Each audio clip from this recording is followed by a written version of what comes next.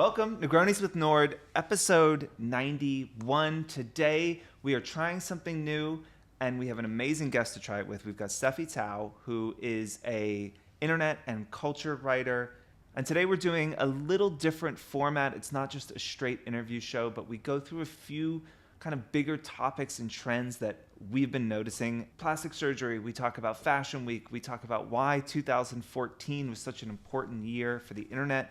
We talk about the election and if influencers should be more explicitly endorsing candidates. And lastly, touch on any good or bad sponsored content that we have seen. As always, like, share, subscribe, follow us on Instagram, send me a note, tell me you love me. Let's jump in. So thank you so much for joining us. Before we're gonna talk about kind of 5 topics that I feel like are top of mind right now, what has been going on in creator, influencer recently. Before we do that, let's tell the people who you are.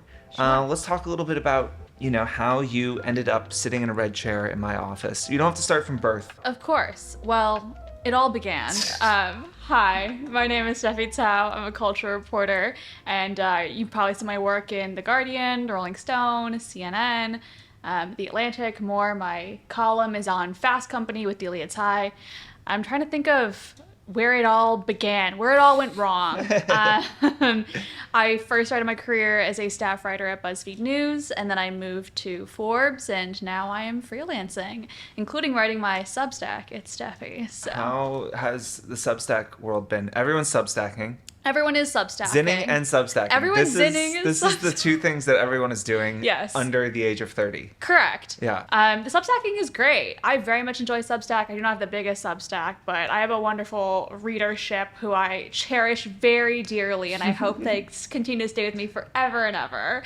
But no, everyone is Substacking. I think they are such an interesting platform, especially as news, CNN's putting up a paywall as things begin to shift. Taylor Lorenz just went independent. Shout out to Taylor. It'll be interesting to see where things go with independent journalism. How do you feel about Taylor going independent? Was that like a surprise? What did you think? I mean, I adore her. I think she's a wonderful reporter. I think with her own platform, it'll be fascinating to see what she does next. Casey Lewis, who was on this very podcast in this very chair with After School. I think they've been able to do such interesting platforms on their own. And so, it can only, I think, add more texture to the landscape right now, especially as we sort of go through a growing pains era of things. I want to start by talking about Fashion Week month. I think we're still in Fashion Month. It's Paris Fashion Week still, right? Yeah. This was an enormous part of the influencer space when I started this business. Yeah. I really, our big reason for starting this business was to help companies invite bloggers to their fashion shows. That was the central use case for our tool when we launched. It has been 10 years since then. Do you think it still matters? Where do you think Fashion Week sits inside of influencer? I'm not speaking about it more broadly as a part of the fashion world, but more specifically in the influencers creator space. I mean, this is the big question within fashion right now, right? Is does Fashion Week matter? Because before, traditionally, as you know, Fashion Week was such a cornerstone of the industry. And now that it's become, some have said, more about the spectacle than the actual collections, because traditionally it's meant for buyers and press to come and review the collection, and now it's sort of taken on a life of its own beyond the clothes themselves. I do think a lot of designers care less about Fashion Week from my perspective, as you see more and more designers CDG, I think, did their own thing, completely separate from Fashion Week. I know Schiaparelli has also done shows that have been totally divorced from Milan Fashion Week, and so I know that some designers are focusing beyond, and there's so many new designers coming up on the internet that don't rely on getting into Fashion Week in order to be considered part of the big players. Something like Fancy Club has been completely grown and bred online, and when you see something like that, you wonder, do these shows matter anymore? Wait, what is Fancy Club? Oh I my don't know gosh. this. It's like a hot girl, like Yeah. Saigon brand, Saigon-based brand. I don't know why I don't know about the new hot girl brand. But this is the thing. Damn. Is this, y'all know this? Yes. Obviously. Yeah. Okay. I think the model for a lot of these younger brands, especially digital born brands, tends to be direct to consumer. Mm-hmm. And so I don't know if I would expect them to be at like a Fashion Week event, but also Boohoo is now part of Fashion Right. Week. So what are the rules? They don't really exist Right. anymore. So that's my thought on it. But Yeah. yeah. And do you feel like I assume you are someone as you cover this space that is following influencers all the time, that has followed influencers for years. You've been like in this space as a consumer as well as a writer, right? Mm-hmm. Do you feel like you're seeing less of it than you used to? I feel like I'm seeing less of that. I think the huge Yeah. influencers are still going for, if Their they, brand if they get deals. invited to Dior Yeah. show or something, Yeah. they're gonna go. Yeah. It's hard to It used to be overestimate such what a a big thing. deal it Yes. used to be Yeah. in the influencer space. Yeah, especially like a spring studio used to be like the place to Right. be, and now they're sort of like separating. I don't even think I went to spring studio this season. Like I think I was just. Does it even exist anymore? I don't. No.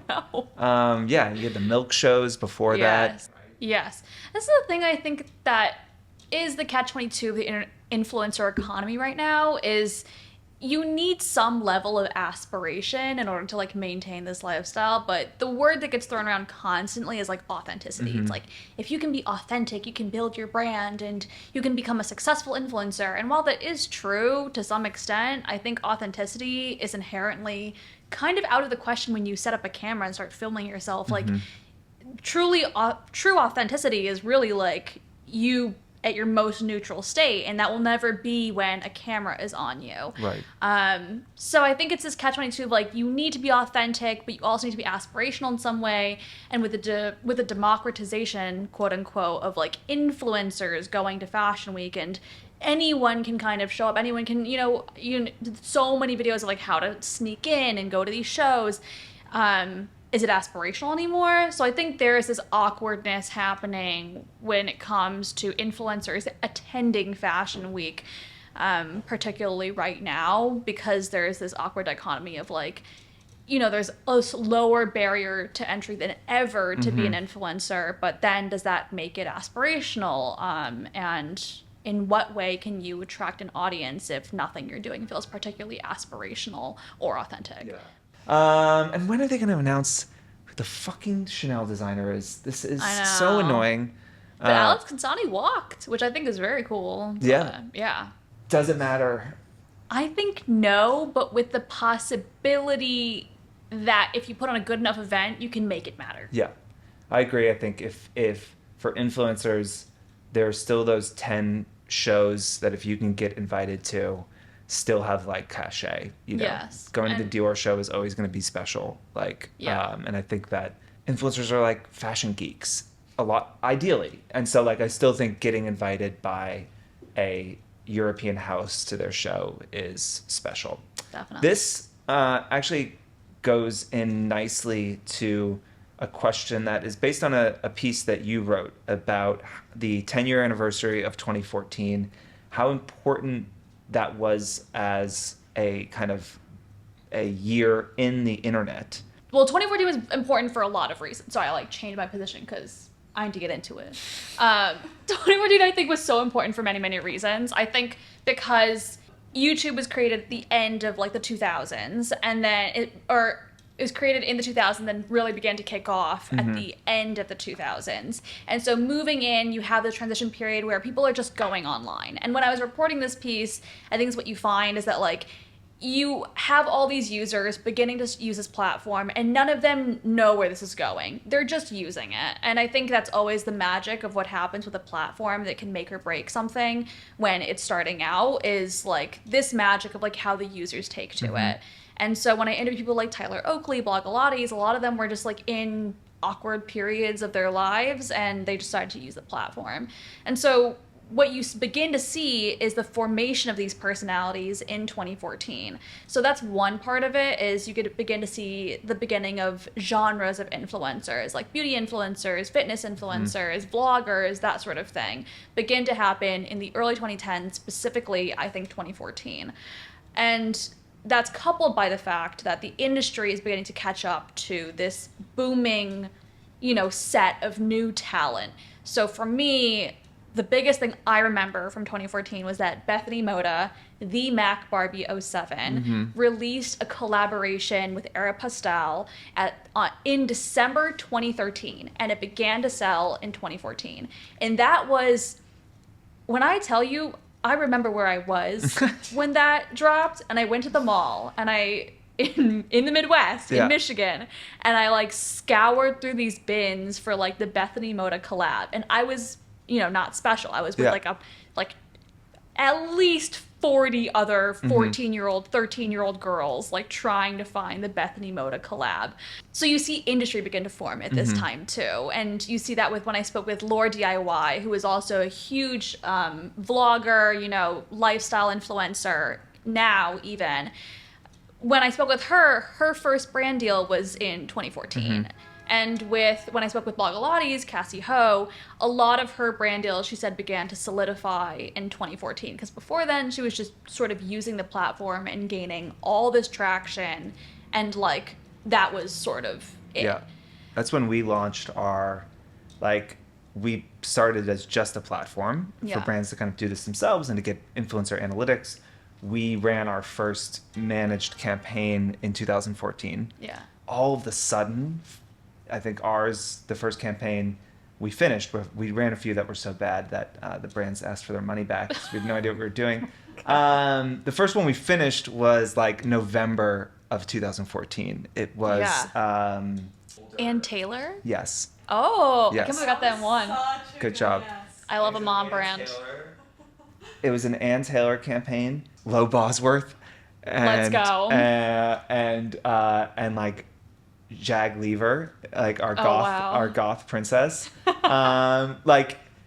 was but this was the first, that was the first campaign we ran. All of a sudden overnight, influencers started getting paid for stuff. Yes. And it was 2014. It really, because also influencer marketing, was also finalized as we know it in 2014. So now you are able to also do affiliate links at that point in time. So you see a lot of industry forming in 2014. Yeah. And you also begin to see things like hashtag Black Lives Matter begin to form and take off in 2014. And that was the first time I think people had seen a sort of social-based movement happening online. And specifically hashtag movement. So I think that was a core memory for a lot of people, particularly. So I think for 2014. Is that around Ice Bucket Challenge time as well? I was gonna ask if it's around Coney. Yeah. Yeah. Oh, right. Yes. Yeah. Yes. Those things were platform-wide virality, where it wasn't oh, Charlie bit my finger video or something, but it was there's a thing happening that a lot of people are talking about. 100%. Yeah, I think about Revolve Fest. The first Revolve Fest officially was in 2014. They did a 2013 house, but the official first Revolve Fest at Coachella was 2014. Yeah. And that's when you really see brands begin to be oh, there's something here, and there's money to be made here. And when I think about, that's so funny that think about you posting every single day in 2008, because prior to 2014, the social media was something you were in elementary school, and you're probably... Okay, I was in middle school. Okay. I'm a grown-up. Prior to 2014, it was social media is something you opted into, and very few chose to. And now, social media is something you opt out of. That's really interesting. Yeah. So I find that very fascinating, the thought of you posting every single day on 2008. I can only imagine the what that you got. I mean, it was definitely strange. What do you miss from that time of the internet? There's so much, as we're talking about it, I'm you do recognize how much of the influencer industry did feel like it started in 2014. So much has changed. What do you miss if you were saying one thing? I miss the whimsy of it back then. There was so much hope back then, and reporting on the piece and looking back, we really missed just how optimistic it was, because I think at that time it was this, the internet is so new and how exciting it is to connect with people, and influencers that made it big were people that had no idea that this was ever going to happen because there was no blueprint for it.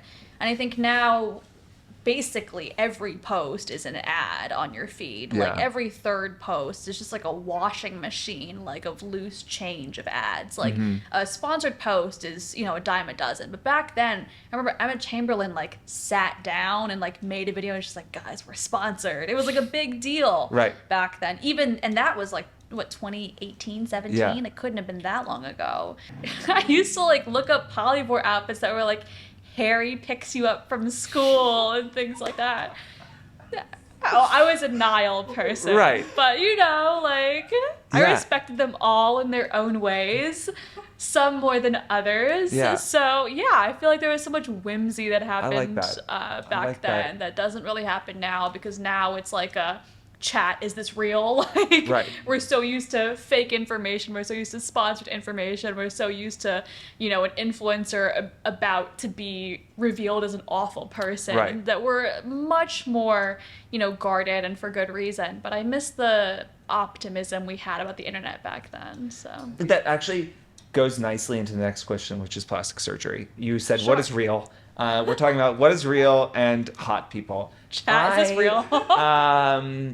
I just, again, this is not scientific. This is more just my gut feel. I feel like, you know, so many people are I'm talking influencers. So many influencers are very clearly getting quite a bit of work done. Yes. Which makes sense. Their faces are their jobs. There's a bit of a, like, some are talking very openly about it. Some people don't mention it, and it's just like in the either group chats or Reddit threads. Snark, yeah. NYC influencer snark. And then there's like a lot of content just of like plastic surgeons doing green screens over people's photos, being like, here's what they got done. They got this, they got that. Yeah, I'd love to hear your thoughts just about like what you think plastic surgery's role is. Like, do you feel like this is like something you're seeing more on the internet? It's tough because obviously beauty standards have always been a thing, you know, like when you look at like the 90s, there were always like, you know, the supermodels back then of, you know, the standard of beauty, the unreachable standard of beauty. I do think it is different now in that it feels so much more attainable because, you know, influencers do tend to position themselves as I'm just like you, like, you know, you're my internet bestie, like that sort of thing. There's a different sort of attainability to it that seemed, I wasn't there, so I can't prove it, but like the sort of unattainable beauty of like a Cindy Crawford back in the 90s. So I think there is something to be said about that. I also reported quite a bit on this for like CNN and BuzzFeed and other places, but you know, plastic surgery is so increasingly frequent, particularly as the goalposts for beauty continue to move, because, you know, I remember like back in the day, like getting your nails done wasn't like a regular thing. It was like kind of like if you wanted to go somewhere nice, you would do your nails. And now, you know, with the Dyson hair wrap, you know, every girl wants a Dyson, and you know, the glass skin trend, sort of like injectables becoming more and more common. I mean, again, I'm 26, so I feel like I've seen enough, period. But I can only imagine, you know, having experienced someone at my age. A pre-internet world, beauty feels so all-consuming in a way, because it's there when you open your phone and scroll on any platform.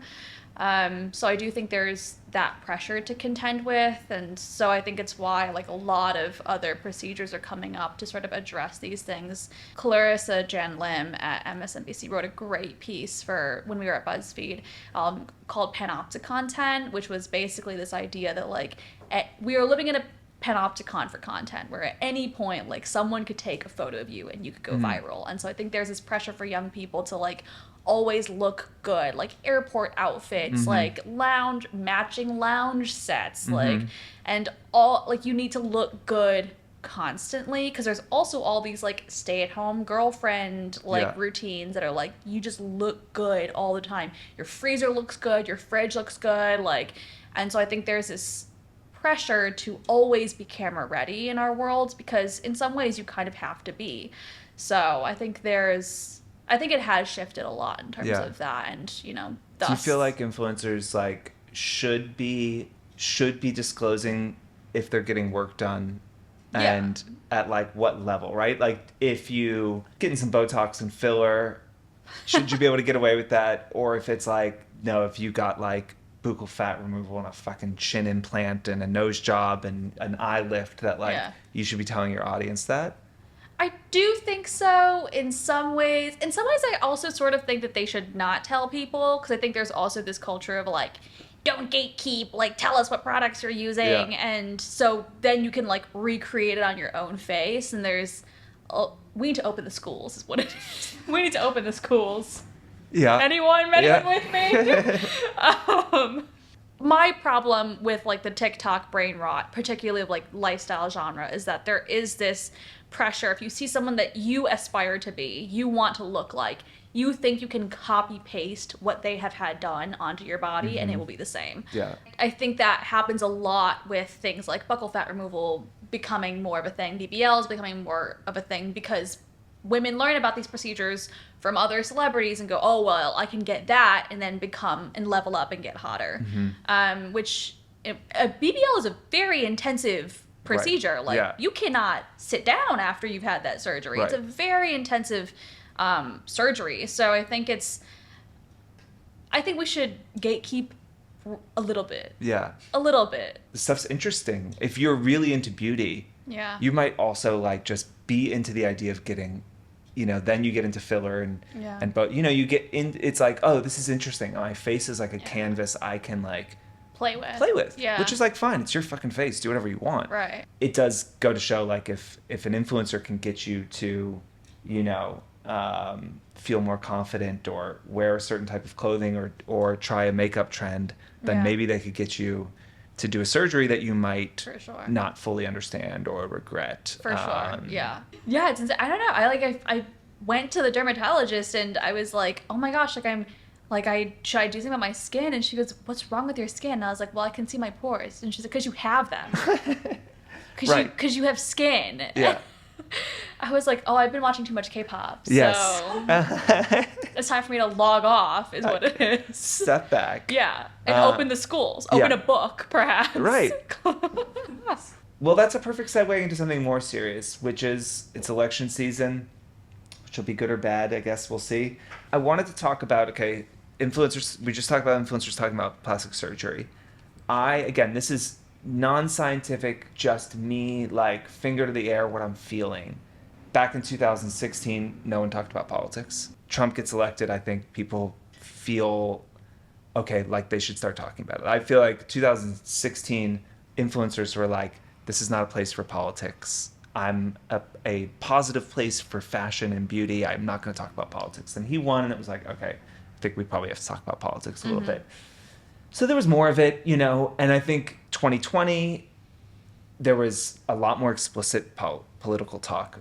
But I see less influencers, like, if you look at, like, Taylor Swift's post of, like, an explicit endorsement of, like, I am voting for this candidate for this reason. I feel like I haven't seen, like, any of that. That, like, endorsements are done by basically sharing, like, viral political posts. Yes, like vague, it's tonal like vague posts. Like I'm just sharing something that's I stand for human rights. Right. And it's like a Instagram infographic. Do you feel that? Like that we hear more about politics than ever before, but it's like vague. I think it's people don't really know how to talk about politics, particularly if you like go viral at a super young age and then you jumpstart your career. Oftentimes you don't have the education to talk about politics in a very nuanced, constructive way of like, hey, like, here's how you fill out your ballot, and hey, we live in this state, here's what you need to know about, like, filling out in this state, like Pennsylvania, you cannot, like, you cannot have any clerical errors or it will get disqualified, that kind of thing. A lot of people don't really have the education to talk about it, which is a huge failing on our, like, systems part.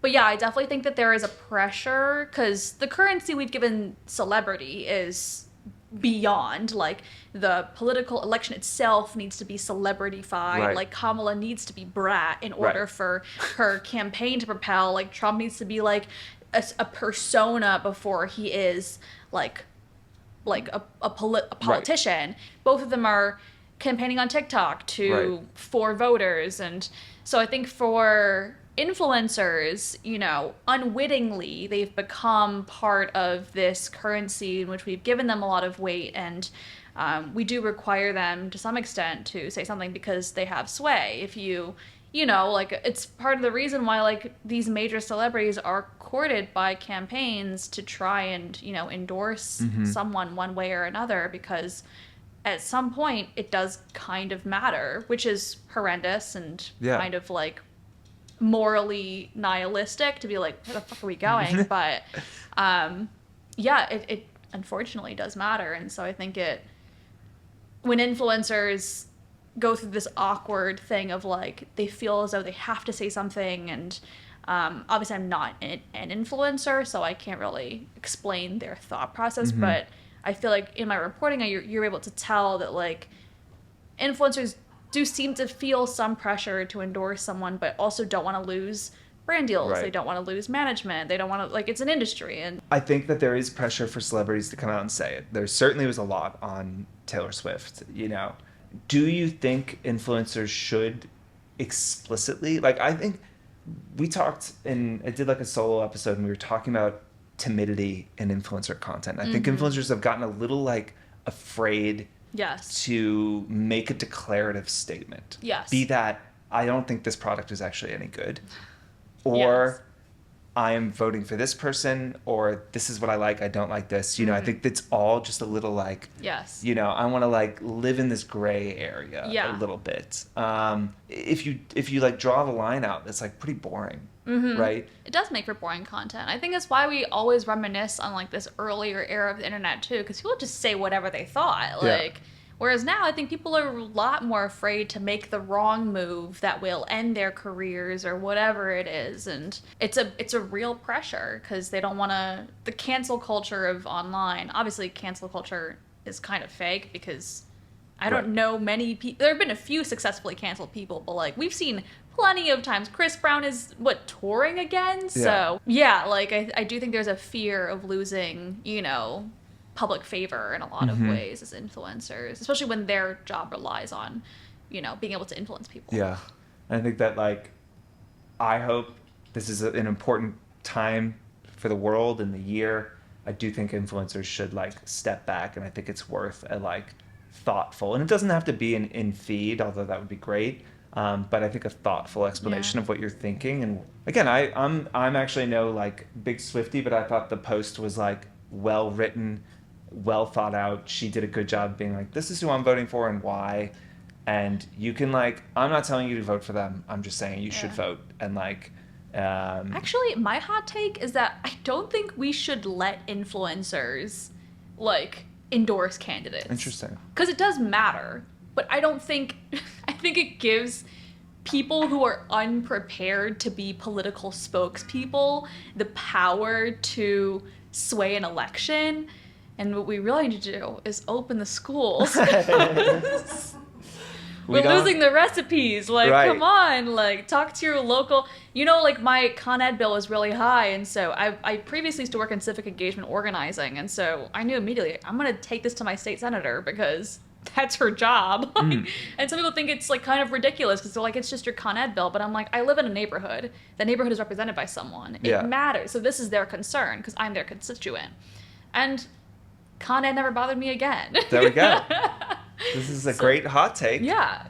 Send your bills to your state senator, and if you need a passport quickly, reach out to your congressman. That's like half of their job. Yeah, complain, and you live in a community, and I think people often forget because it feels, everything about this world feels so individualistic, so like lonely. Like, loneliness is such an epidemic now among young people of like, it's just me and then the world. But I think what we need to remember is that you live in a corporeal community, like with real people, and that matters more and can change more in your immediate surrounding than hoping this person who doesn't live in the same state as you will have something to endorse or say, and that you can follow in that way. So if you followed the New York Times and you got it every day and they felt like this is an important thing to write, even if it's not like going to get, it's not hugely exciting, but it's important for people to know that, then you read that and educate it. And like the bar was just generally higher. Yeah, absolutely. I think when it comes to reporting, there's so many great reporters who are doing really factual, really,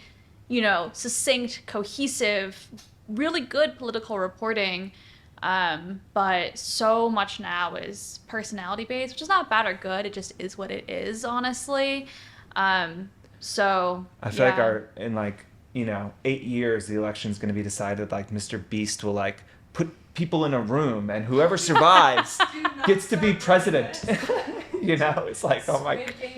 Yeah. I could see it. It's like he's gonna make Kamala and Trump fight in a ring, and then he's Exactly. gonna give 1,000 people houses. Yeah. And then right. Yeah. Every senator gets a Tesla or something. It's Jesus. I think the thing I've seen recently that was like awful is unsurprisingly a Trump thing, but I don't know if you saw him trying to sell $100,000 watch. I did see that.